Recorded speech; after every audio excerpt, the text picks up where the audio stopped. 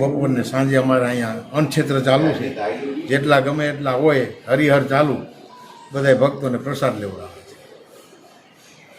અને શેની આ દવાનું શું હોય? એટલે કોઈ પણ દર્દ હોય, માનો કે કેન્સર હોય કે એડ્સ હોય, પણ એવા મોટા મોટા જે ડૉક્ટરે પણ ના પાડી દીધી હોય અને એને ડૉક્ટરે પણ રજા આપી દીધી હોય હોસ્પિટલમાંથી કે ભાઈ હવે આની તમે બને સેવા કરો, એવા પણ હાજા થઈને અહીંથી ગયા છે.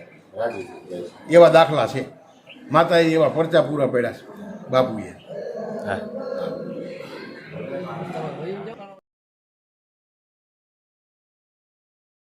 તો મિત્રો, જય માતાજી, જય મોગલમાં, જય દ્વારિકાધીશ. તો મિત્રો, આજે એક નવું પ્લેસ લઈને આવ્યો છું. આજે બહુ બ્લોગિંગ નહીં થાય, આપણે બ્લોગ તો નથી બનાવવો, પણ એક જાતનો બ્લોગ ટાઈપ જ થઈ જાય. ટ્રાવેલ બ્લોગ ના બનાવવાનો છે. તો ટ્રાવેલ બ્લોગમાં આપણે આજે ગધેથળ જવાનું છે અને ગધેથળના જે વ્યૂ છે માઇન્ડ બ્લોઈંગ તમને ત્યાં હું બતાવવાનું છું. અને આવ્યો છું તો આખો જોજો, જેથી કરીને આ બ્લોગમાં તમને બહુ મજા આવવાની છે. તો એક્સપેક્ટ નહીં કરી શકો એવા વ્યૂ છે, બહુ મસ્ત છે. અને તમે જોવો તો તમને બહુ મજા આવશે. અને અત્યારે તમે એક કામ કરી દો, મારું સબસ્ક્રાઈબ કરી દો, જેના કોઈ પણ પૈસા લેવામાં આવતા નથી. તો મિત્રો, સબસ્ક્રાઈબ કરજો, તમારા ભાઈને સપોર્ટ કરજો. અને ગુજરાતી હોવ તો કરવું જ પડે ને. ગુજરાતી થઈને ગુજરાતી ભાઈને તમે એટલો સપોર્ટ તો કરી જ દેવાના છો. તો મિત્રો, હું તમને આજે ગધેથળની ગાયત્રી માના મંદિર અને ત્યાંના વ્યૂ બધું બતાવવાનું છે. તો તમે બધા બન્યા રહો મારા આ બ્લોગમાં. તો ચાલો આપણે જઈએ ગાયત્રી માં.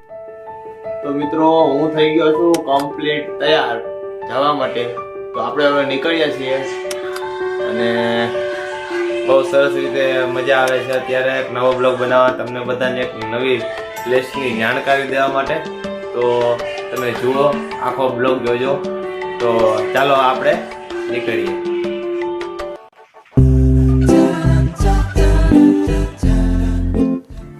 તો માતાજીના દર્શન કરીને આપણે નીકળીએ.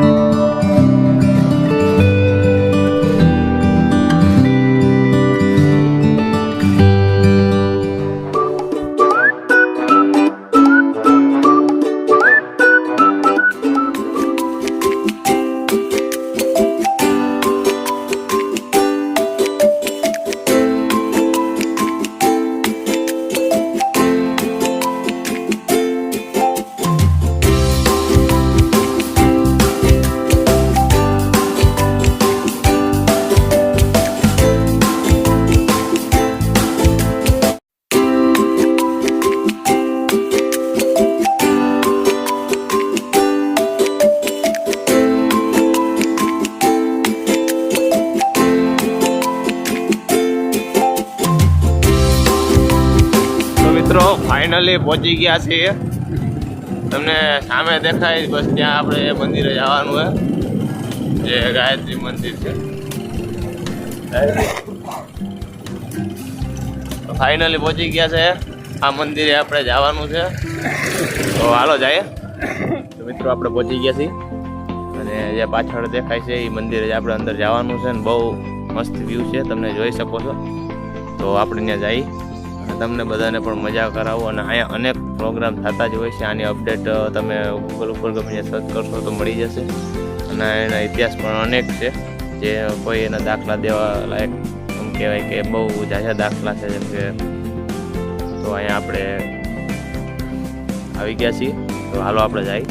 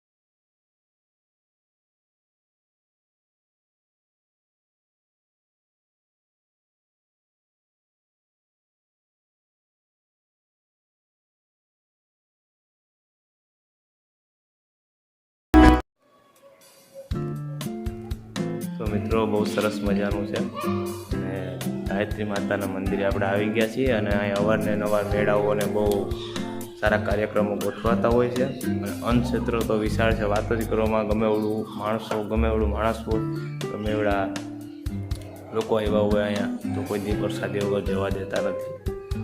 અને આનું આયોજન બહુ સરસ છે બધી રીતના અને બહુ સારું કામ છે અહીંયા.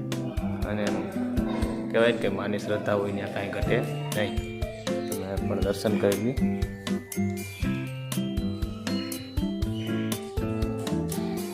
મિત્રો હાલો હું તમને બધું બતાવો. તો આ તું એનું મંદિર, પહેલાં હું તમને બધું બેક કેમેરા બતાવું બધું.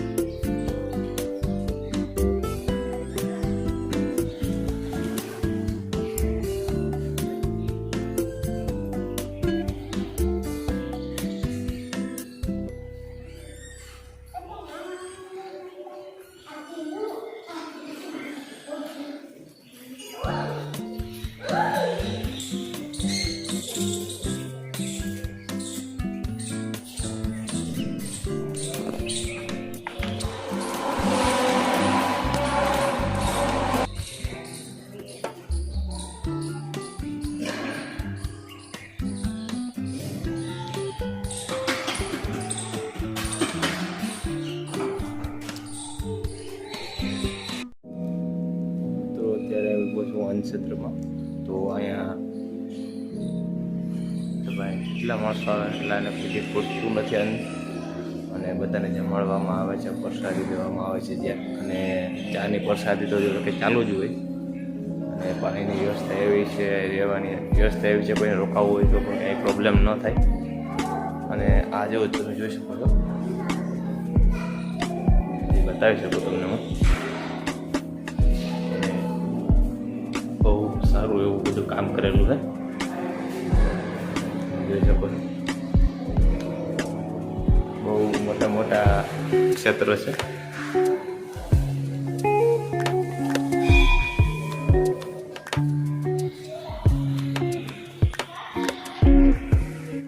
તો મિત્રો સંપૂર્ણ માહિતી આ હતી અને હવે હું તમને અહીંના ઇતિહાસ વિશે થોડું જણાવવાના છે. એક ભાઈ આવે છે, તેમનું નામ હું તમને હમણાં કહું તો તમને આના વિશે જણાવું. તો હમણાં આવે એટલે તમને જણાવી દો. તમને જણાવો કે અહીંના આશ્રમ વિશે. અહીંયા અમારે આશ્રમ બાપુ લાલ બાપુ અત્યારે 24 કલાકની અંદર 21 કલાક અંદર સાધનાની અંદર રહે છે અને ફક્ત 3 કલાક જ બહાર આવે છે. અને રાત્રે આવી અને ત્યારે કોઈ દુખિયા હોય છે, કોઈ દર્દીલા હાથ બોલ તો એની દવા આપે છે બાપુ. અને 2 ટાઈમ ભોજન ચાલુ છે અમારે અત્યારે, સવાર બપોર સાંજ ભોજન ચાલુ છે પ્રસાદીનું. બસ બીજું તો વધારે માહિતી તો ભાવના પૂરી થાય છે બધાની. અમારા અહીં લાલ બાપુની સેવા, સ્મરણ અને ભોજન હા 3 મહત્વનું છે કામ. સેવા કરવાની, પ્રભુ ભજન કરવાનું, અને આવે એને દુખિયાઓને બધાને દવા આપવાની અને ભોજન કરવાનું. 21 કલાક અને 21 કલાક અનુષ્ઠાનમાં રહીએ છે ને 3 કલાક બહાર આવે છે. રાતના 8 થી 11 વાગ્યા સુધી 3 કલાક આવે. એમાં 3 કલાકમાં જે આવે દુખિયા એની દવા માટે બધી દવા આપે અને સેવા કરે. બપોરને સાંજે અને બપોરને સાંજે અમારે અહીંયા અન્નક્ષેત્ર ચાલુ છે. જેટલા ગમે એટલા હોય હરિહર ચાલુ, બધા ભક્તોને પ્રસાદ લેવડાવે છે. અને શેની આ દવાનું શું હોય એટલે કોઈ પણ દર્દ હોય, માનો કે કેન્સર હોય કે એડ્સ હોય, પણ એવા મોટા મોટા જે ડૉક્ટરે પણ ના પાડી દીધી હોય અને એને ડૉક્ટરે પણ રજા આપી દીધી હોય હોસ્પિટલમાંથી કે ભાઈ હવે આની તમે બને એ સેવા કરો, એવા પણ હાજા થઈને અહીંથી ગયા છે. રાજી થઈ જાય છે. એવા દાખલા છે. માતાએ એવા પરચા પૂરા પડ્યા છે બાપુએ. હા તો મિત્રો અહીંનું અન્નક્ષેત્ર બતાવું તમને. તો તમે જોઈ શકો છો કે અહીંયા ભરપૂર માત્રામાં અન્નક્ષેત્ર છે. કોઈ દી આટલી પબ્લિક હોવા છતાં આટલા દર્શને ભક્તો આવે છે, છતાં અહીંયા કોઈ દી ઘટતું નથી. બાપુની અને માતાજીની એટલી આપણે અહીંયા દયા છે. તો તમને બતાવી દઉં.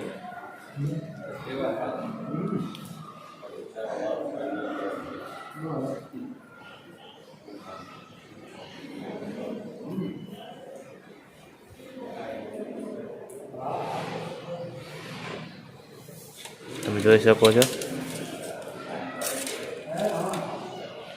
એમાં બુંદી છે.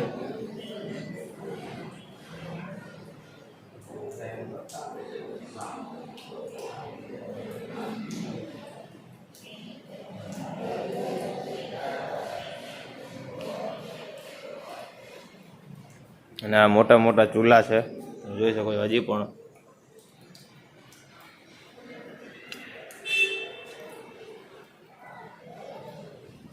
અને અહીંયા બહુ ભારી માત્રામાં જમવાનું પ્રસાદી બનાવવામાં આવે.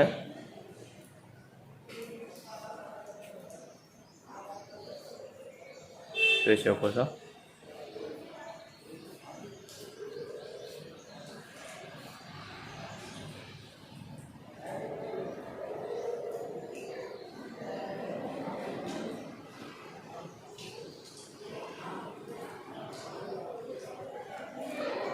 મેં તમને મિત્રો બની શકે એટલી માહિતી આપી છે.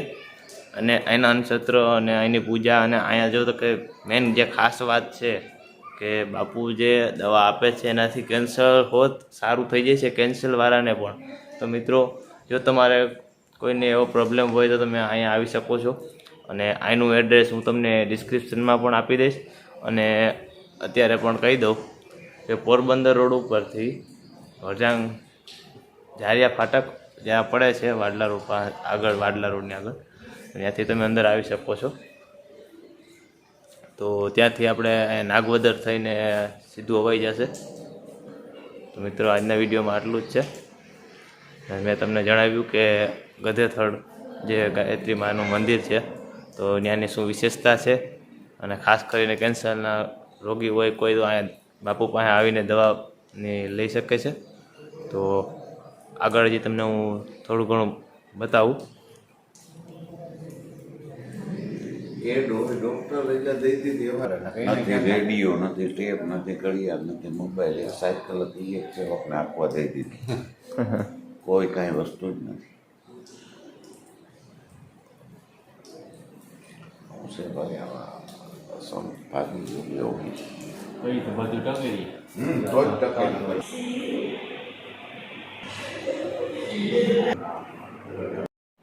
મિત્રો આજે પાછળનો છે પ્રસાદી લેવાય છે. અને અહીંયા હું આવી ગયો છું. જો અહીંયા જમીને પોતપોતાની થાળી અહીંયા સાફ કરી અને પાછી અહીંયા મેલી દેવાની હોય છે. એટલે બધાને પોતપોતાનું કામ જાતે કરી લેવાનું. જોકે સારી એક વ્યવસ્થા કહેવાય કે જળવાઈ રહે બધા માટે. અને જો અહીંયા તમે આવો તો બહુ સારું છે, રોકાવાય એવું છે. અને વોશરૂમ બાથરૂમની બધી જ વ્યવસ્થા બહુ સારી રીતે કરેલી છે. તો તમે અહીંયા આવો, વિઝિટ કરો. અને બાપુનું બહુ સારું નામ છે, બહુ સારું કામ છે. અને બસ બધું માતાજીની દયાથી છે અહીંયા. અને બાપુની સાધના પણ એવડી છે, જો કે મેં અહીંયા જાણ્યું છે. અને હજી પણ જો તમારે આનાથી વધારે જાણવું હોય ને તો મને કોમેન્ટ બોક્સમાં કમેન્ટ કરજો.